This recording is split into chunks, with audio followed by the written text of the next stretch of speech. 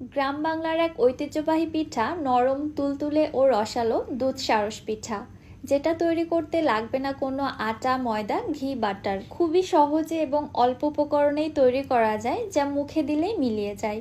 আসসালামু আলাইকুম everyone, welcome back to my channel. বিশ্বাস করুন, এই পিঠাটা তৈরি করা এত বেশি সহজ এবং খেতে এত মজা, নরম তুলতুলে এবং রসালো, মুখে দিলে জাস্ট মিলিয়ে যাবে। মডার্ন রেসিপির ভিড়ে গ্রাম বাংলার এই ঐতিহ্যবাহী পিঠার রেসিপিটা অবশ্যই একবার হলেও আপনারা ট্রাই করবেন।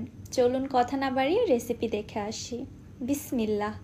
একটি মিক্সিং বলে নিচ্ছি 1 কাপ সুজি। সুজিটা কিন্তু আমি ভেজে নিইনি, এখানে সম্পূর্ণ কাঁচা সুজিটা ব্যবহার করছি। আরও দিচ্ছি 3 টেবিল চামচ ময়দা, 2 টেবিল চামচ গুঁড়া দুধ, 2 টেবিল চামচ চিনি এবং হাফ চা চামচ লবণ। এবার একটি হুইস্ক দিয়ে সব শুকনো উপকরণগুলো খুব ভালোভাবে মিশিয়ে নিচ্ছি। মেশানোর পরে দিয়ে দিচ্ছি এর মধ্যে 1 কাপ পানি। এখানে আমি নর্মাল তাপমাত্রার পানিটা ব্যবহার করছি, আর সম্পূর্ণ পানিটা একবারে দিচ্ছি না, অর্ধেক অর্ধেক করে 2 ধাপে অ্যাড করে দিব। এতে করে ব্যাটারের কনসিস্টেন্সিটা বুঝতে সুবিধা হবে। আচ্ছা, আমি এখানে পানি দিয়ে ব্যাটারটা তৈরি করছি, তবে আপনারা চাইলে কিন্তু লিকুইড দুধ দিয়েও তৈরি করতে পারেন। 2 ধাপে পানিটা অ্যাড করে দেওয়ার পরে মিশ্রণটা খুব ভালোভাবে এইভাবে মিশিয়ে নিব। কোনো উপকরণের যেন কোনো দলা অংশ না থাকে, এদিকটা খেয়াল রাখতে হবে, এবং মিশ্রণটাকে খুব ভালোভাবে ফেটিয়ে নিতে হবে যেন এটা অনেকটা স্মুথ হয়ে আসে। ভালোভাবে মিশিয়ে নেওয়ার পরে এবার একটি ঢাকনা দিয়ে ঢেকে মিশ্রণটাকে রেস্টে রেখে দিচ্ছি 10 থেকে 15 মিনিটের জন্য। ফিরে আসলাম প্রায় 15 মিনিট পর। ঢাকনাটা উঠিয়ে মিশ্রণটাকে আবারও আমি খুব ভালোভাবে নেড়েচেড়ে মিশিয়ে নিচ্ছি। এই পর্যায়ে দেখুন সুজিটা কিন্তু পানিটা অ্যাবজর্ব করে নিয়ে অনেকটাই ঘন হয়ে এসেছে। আপনারা চাইলে এই পর্যায়ে মিশ্রণের মধ্যে সামান্য একটু পানি দিয়ে ব্যাটারটা পাতলা করে নিতে পারেন, তবে আমি এখানে পানি ব্যবহার করব না। পানির পরিবর্তে দিয়ে দিচ্ছি একটি ডিম। ডিমটা অবশ্যই অপশনাল, আপনারা চাইলে দিতে পারেন, আবার চাইলে স্কিপ করা যেতে পারে। 1 চা চামচ দিচ্ছি বেকিং পাউডার, এবং পিঠার মধ্যে থেকে যেন ডিমের কোনো বাজে স্মেল না আসে তার জন্য দিয়ে দিলাম 1/4 টিস্পুন এলাচের গুঁড়া। আবারও হুইস্ক দিয়ে সবকিছু ভালোভাবে মিশিয়ে নিচ্ছি। সবকিছু ভালোভাবে মেশানো হয়ে গিয়েছে। এবারে ব্যাটারের কনসিস্টেন্সিটা আপনাদের একটু দেখিয়ে দিচ্ছি। ব্যাটারের কনসিস্টেন্সিটা ঠিক এরকম হবে, দেখুন। অনেক বেশি ঘনও না, আবার কিন্তু অনেক বেশি পাতলাও না। ব্যাটারটি উপর থেকে ফেললে হালকা একটু দাগ বোঝা যাচ্ছে, তারপরে কিন্তু ব্যাটারটা মিশে যাচ্ছে। এবারে পিঠাগুলো তৈরি করার জন্য এখানে আমি সিরামিকের ছোট ছোট বাটি নিয়েছি। আপনারা স্টিলের বাটি অথবা চায়ের কাপেও পিঠাগুলো তৈরি করে নিতে পারবেন। ফার্স্টে বাটিগুলোর মধ্যে আমি সামান্য একটু তেল ব্রাশ করে দিচ্ছি, এতে করে পরবর্তীতে পিঠাগুলো ডিমোল্ড করতে সুবিধা হবে। এবারে তৈরি করে রাখা পিঠার ব্যাটারটা বাটির মধ্যে অর্ধেক পর্যন্ত দিয়ে দিচ্ছি, কারণ পিঠাগুলো ফুলে অনেকটাই উঁচুতে উঠে যাবে। বাটিগুলো একদম ভরে ফেলানো যাবে না, তাহলে বাটি উপচে পড়ে যাবে। এজন্য বাটির কিছুটা অংশ অবশ্যই ফাঁকা রাখতে হবে।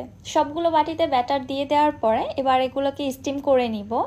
এজন্য একটি স্টিমারে বাটিগুলোকে পরপর সাজিয়ে নিচ্ছি এবং চলে যাচ্ছি চুলাতে এগুলোকে স্টিম করার জন্য। চুলায় একটি হাঁড়িতে পর্যাপ্ত পরিমাণে পানি গরম করতে দিয়েছি। পানিটা ফুটে উঠেছে, এখন আমি স্টিমারটা এর মধ্যে বসিয়ে দিচ্ছি। একটি ঢাকনা দিয়ে ঢেকে পিঠাগুলোকে এবার স্টিম করে নিচ্ছি 15 থেকে 20 মিনিটের মতো। এর থেকে বেশি সময় লাগবে না, সর্বোচ্চ 20 মিনিট সময় লাগতে পারে।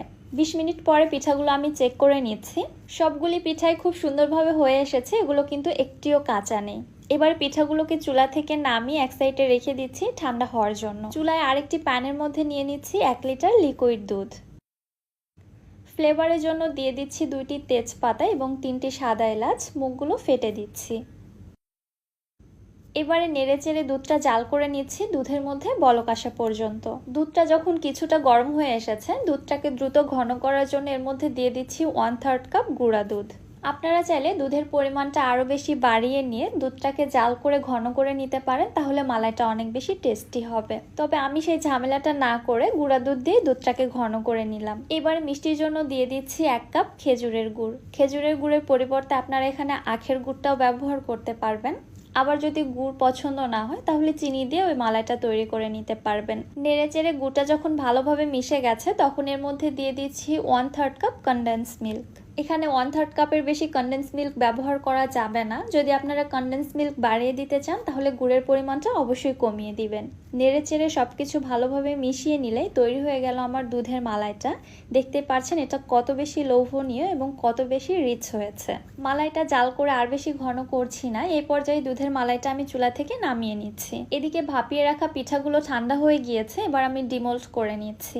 গরম থাকা অবস্থাতেই পিঠাগুলোকে বের করতে বা মোল্ড আউট করতে যাবেন না, তাহলে কিন্তু পিঠাগুলো ভেঙে যাবে বা নষ্ট হবে। অবশ্যই ঠান্ডা হওয়ার পরে এভাবে বের করে নেবেন। দেখতেই পাচ্ছেন পিঠাগুলো কত বেশি নরম, সফট এবং স্পঞ্জি হয়েছে। এবারে গরম গরম দুধের মালাইয়ের মধ্যে আমি পিঠাগুলোকে সরাসরি দিয়ে দিচ্ছি। মালাইটাকে কিন্তু একদমই ঠান্ডা করা যাবে না, যত দ্রুত সম্ভব গরম মালাইয়ের মধ্যে পিঠাগুলোকে দিয়ে দিতে হবে। পিঠার উপরগুলো যেহেতু ভিজছে না, এই জন্য আমি চামচের সাহায্যে উপরগুলোকে একটু ভিজিয়ে দিচ্ছি। এবার একটি ঢাকনা দিয়ে ঢেকে পিঠাগুলোকে ভিজতে রেখে দিব প্রায় 4 থেকে 5 ঘন্টার জন্য। এটা মিনিমাম টাইম দিতে হবে। সব থেকে ভালো হয় যদি আপনি পিঠাগুলো রাত্রে বানিয়ে সারা রাত মালাইয়ের মধ্যে ভিজতে রেখে দেন। আমি ঠিক এই কাজটাই করেছি, সারা রাত রেখেছিলাম, পরের দিন সকালে আপনাদের দেখাচ্ছি। মাঝে মাঝে পিঠাগুলোকে আমি উল্টে পাল্টে দিয়েছিলাম যেন পিঠাগুলো সব দিক থেকে মালাইটা খুব ভালোভাবে সোক করে নিতে পারে। মাশাআল্লাহ, দেখতে পাচ্ছেন পিঠাগুলো কতটা লোভনীয় এবং পারফেক্ট হয়েছে। দেখেই অলরেডি জিভে পানি চলে আসছে। এত লোভনীয় একটি পিঠা কোনোভাবেই মিস করা যাবে না। অবশ্যই আপনারা বাসায় একবার হলেও ট্রাই করে দেখবেন। এই পিঠার টেস্ট যেমন দুর্দান্ত, তেমনি এর মালাইটাও কিন্তু কোনো অংশে কম না। মনে হবে আপনি রসমালাই খাচ্ছেন। এবার একটি পিঠা আপনাদের কেটে দেখায়, তাহলে বুঝতে পারবেন এটা কতটা নরম, তুলতুলে এবং রসালো। আমার কেটে নেওয়া দেখে হয়তো বুঝতে পারছেন, চামচ লাগানোর সঙ্গে সঙ্গে কেটে যাচ্ছে। এখানে এক্সট্রা করে কোনো প্রেশার ক্রিয়েট করতে হচ্ছে না আমাকে। এমন একটি লোভনীয় পিঠা হলে কে না খাবে বলেন তো। এবারে শীতের পিঠাপুলি আয়োজনে অবশ্যই আপনারা এই পিঠাটা রাখতে পারেন, সবাই অনেক বেশি পছন্দ করবে। রেসিপিটি আপনাদের কাছে কেমন লাগলো অবশ্যই আমাকে কমেন্ট করে জানাতে ভুলবেন না। ভিডিওটি ভালো লাগলে চ্যানেলটি সাবস্ক্রাইব করে দিবেন এবং যারা ফেসবুক পেজ থেকে দেখছেন পেজটিতে ফলো দিয়ে দিবেন। আজকের মতো বিদায় নিচ্ছি। আল্লাহ হাফেজ।